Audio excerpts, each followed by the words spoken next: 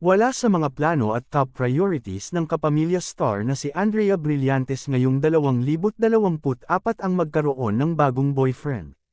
Mas gusto muna raw niyang i-enjoy ng bonggang-bongga ang pagiging single lady at mag-focus sa kanyang umaaribang showbiz career. Say ni Andrea, naniniwala siyang hindi hinahanap ang pag-ibig dahil kusa itong dumarating sa tamang panahon at pagkakataon. Sa panayam ng ABS-CBN sa Dalaga, natanong siya ng, "Is finding new love part of your goal in 2024?" Tugon ng lead star ng hit kapamilya series na, Senior High, New Love Romantically. Not really, hindi po talaga yon yung nasa focus ko.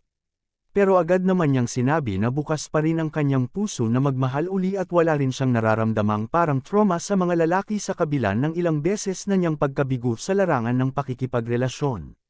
Never ko pong isasara yung heart ko and yung doors ko for love. I mean, I'm only turning 21 this year, but really wala talaga siya sa focus ko.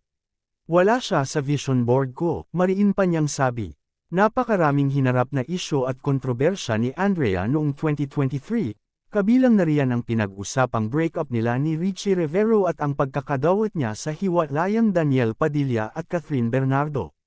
Dahil dito, talaga namang nakatikim ng kaliwat kanang batikos at pambabastos ang dalaga, lalo na sa mga fans ng Katniel. Sa naturang panayam, inamin ni Andrea na hindi naging madali para sa kanya ang pagharap at paglaban sa mga pinagdaanang pagsubok.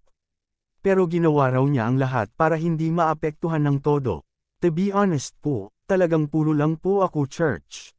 I was just strengthening my relationship with God and naniniwala lang po ako sa Kanya and yun lang po.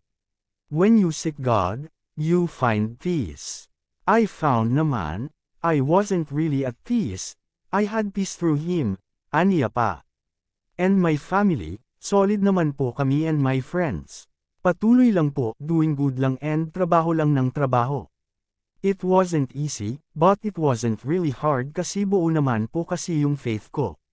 So, hindi ko siya sasabihing mahirap, hindi ko rin naman sasabihing madali siya. May moments na mahirap pero at the end of the day babalik pa rin ako sa tanong na why I am here.